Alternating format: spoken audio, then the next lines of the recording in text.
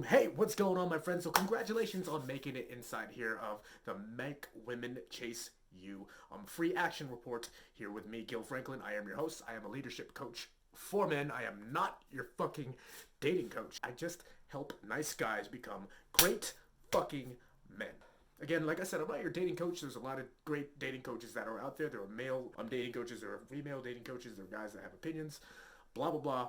This is just something that I find that is very useful. To niche. It's one of my tools, my utilities for being able to relate with you and also being able to, hopefully, if I'm being totally transparent and direct, sell you on becoming a better leader in your own life, in your health, in your wealth, your relationships, and everything.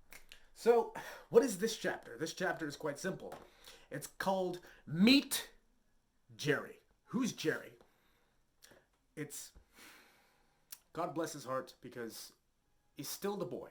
He's the grown infant that made it to adulthood without properly being indoctrinated into what it is required to become a man of manhood today in this world, 2023. This guy. Do you see him? This is Jerry. And maybe you recognize it from the show called Rick and Morty. Wait, Jerry. So what is he holding in his hand if you pay close enough attention? He has a box in his hand. This is what every noticeable nice guy Jerry does. And it's something that I don't want you to do, and we're going to make more aware of within yourself as you go throughout the training and as you read this fucking ebook. And if you pay close enough attention to what he's holding a box, and on that box is what? There's a button on that box. What is that button? What does that represent? That button that Jerry is getting ready to push. Look at it. Fucking Jerry. That is the easy button. An easy button. The letter E, right? And the letter Z. If I could create a Z with my hands, I don't know how to do that right now. But the letter easy. He's smashing that easy button. He always wants everything to become easy. He's been primed and conditioned by society today. Nice guy Jerry's always want everything to be easy for them. Now, it's okay to make things smarter, so that way it's more automated. That kind of easy is good. But in the beginning, not everything is not easy. He doesn't embrace hard work. And as we go through this main idea behind this chapter is actually quite simple.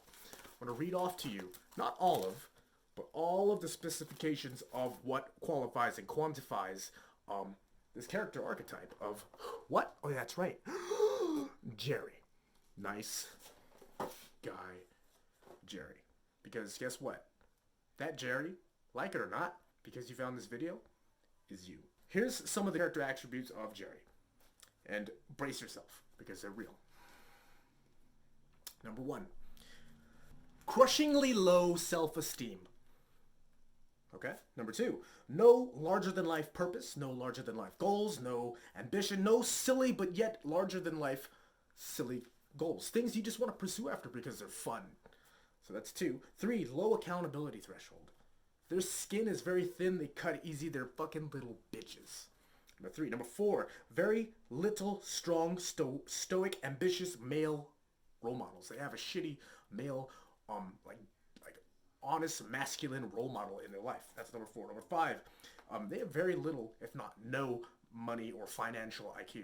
That's 5. 6. Bad hygiene. Your fucking breath is rank. Okay? No offense. Maybe. Hopefully it's not. Hopefully, if you're getting this video, like you know that you brush your teeth, you don't have halitosis, you use breath mints, you fucking mouthwash, whatever have you. So that's one thing. Bad hygiene. Take a shower. 7.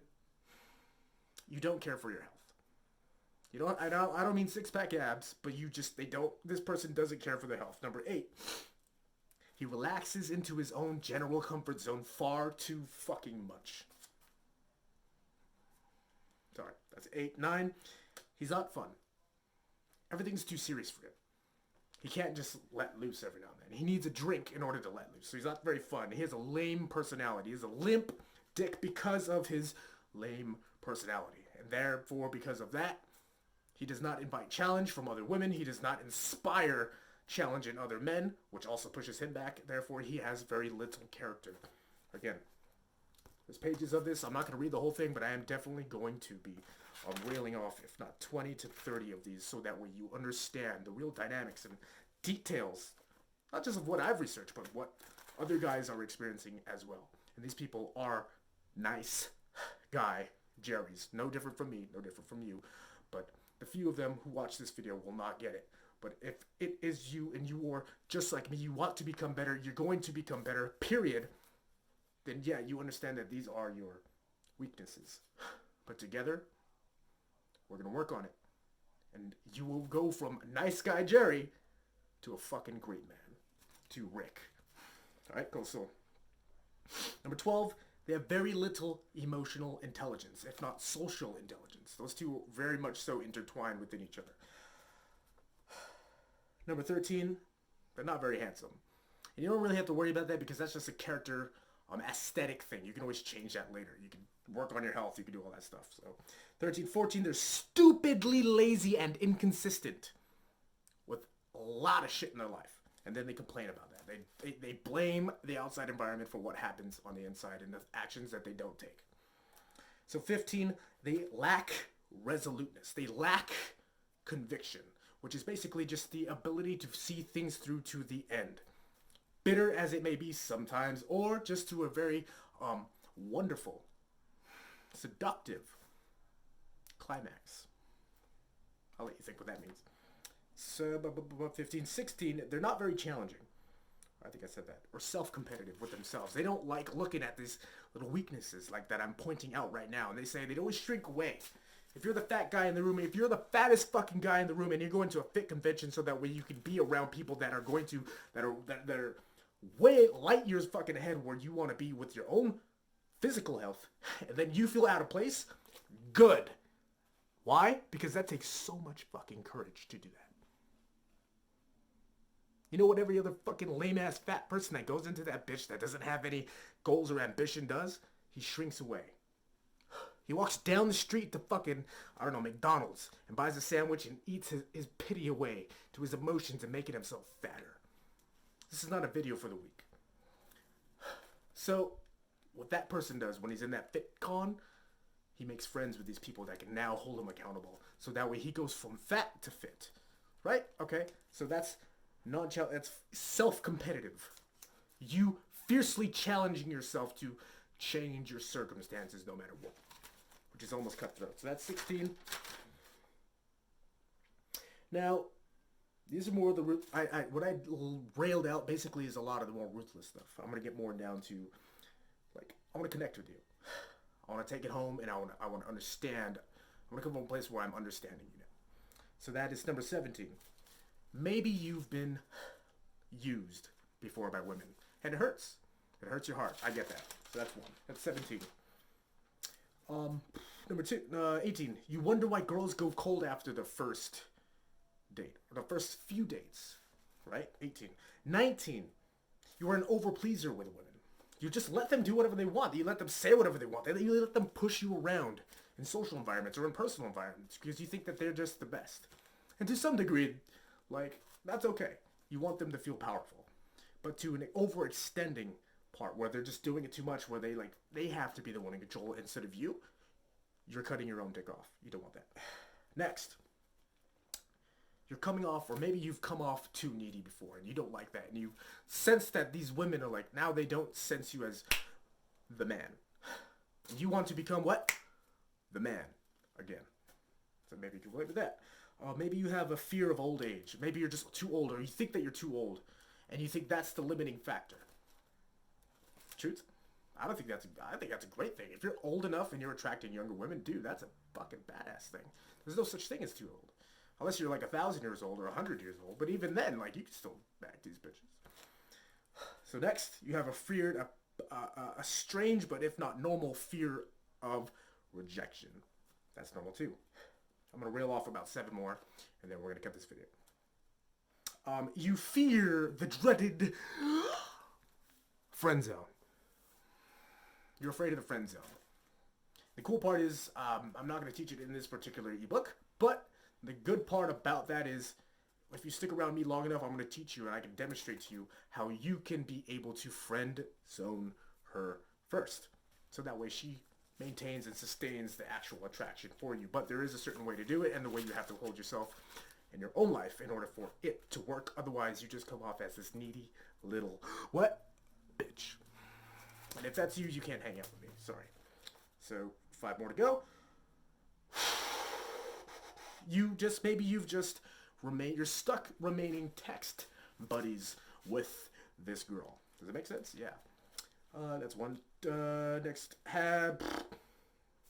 maybe you have no fun, cool, interesting, or challenging events going on in your own life that you yourself pursue when you're on your own, so that way you can, like, behind the scenes, before you invite your friends, you can recon them. You could go out there, you can play with it, you can just, like, build your status with the other people that help you do that. Maybe if it, for example, if it's snowboarding, I've been doing, like, I recently got into snowboarding a lot, but, like, if it was me and I have a friend that's into it, but he's always trying to, like, invite me to go out, which is cool, I get it. If he watches this, if he finds this video, the cooler and better way to actually go about that is, if somebody else can't go with you, namely myself, if I couldn't go with him, what I would do is, if that was me in my position, I would get all the gear for myself ready to go, and I would find a way to go out there myself. And as I go out there, I'd create a social circle. I'd just talk to people. I'd drink with other people. I'd practice getting better at the snowboard part and becoming a little bit more social with people that are like-minded in that social circle of snowboarding. Because then what you've done in that moment, not only because you want to get better at snowboarding, but you've connected with like-minded people, therefore have created, it's networking, right? And now you know the place. Now you know the bar. Now the bartenders know you. Now you know what hills work best. Now you know what to dodge. Now how to do the moves, and you know how to explain things better, right? So that gives you the position and status of what? Authority. Of what? Celebrity. Of what? Oh yeah, higher status. And when you introduce other people into your own world that already has been socially reconned to that degree, in this example, that's way more powerful. Because now you are seen as what? The man. That was kind of a rant. 2 more. You only play video games and rely on pornography for sources of your own dopamine stimulation. Now, I can level with the video games. I play some video games. I play 1 or 2. One of them, if I'm being full disclosure, just relate with you, called Monster Hunter on Nintendo Switch, period. Pornography, push that shit out. Masturbation, something else. Pornography, cut that shit out. Don't want it. 9, 10. You feel like you have very little to offer outside of emotional support for women. Cool. So, why did I bring all of this up? Why is this video a little long? Because, guess what, man? The times that we live in are not going to get any better. And I have one saying that's going to conclude this, and if you're a part of this same, like-minded tribe that I'm kind of pushing out right now when it comes down to helping nice guys become great men, you're going to vibe with this, what I'm going to say right now. And it's for you. Hard times create strong men. Strong men create good times. Good times create weak men. And weak men create hard times. So if you're one of those guys that feels like, yeah, this is just kind of a shit point in my life, I can't do anything, feeling and you're believing and you're stuck, you feel like you're just stuck in this hole, well, guess what? I can help you. I totally can. But, what is that saying that God talks about? It's like, he only helps those who help themselves. And I'm not saying that I'm God, although I did kind of make that implication there. But in this sense, I only want to be able to and want to be around people that are able to help themselves. And I'm not recruiting you to buy anything from me right now. But certainly, this is, if you could tell already, this is a part of a cycle that's going on right now and has been going on for a very long time. So if you want to be a part of this fucking train and become the best version of yourself, you're tired of being this fucking nice guy, Jerry, and you want to become a great man, I encourage you to keep reading the rest of this action report, so that way, by the time it's over, you will be better.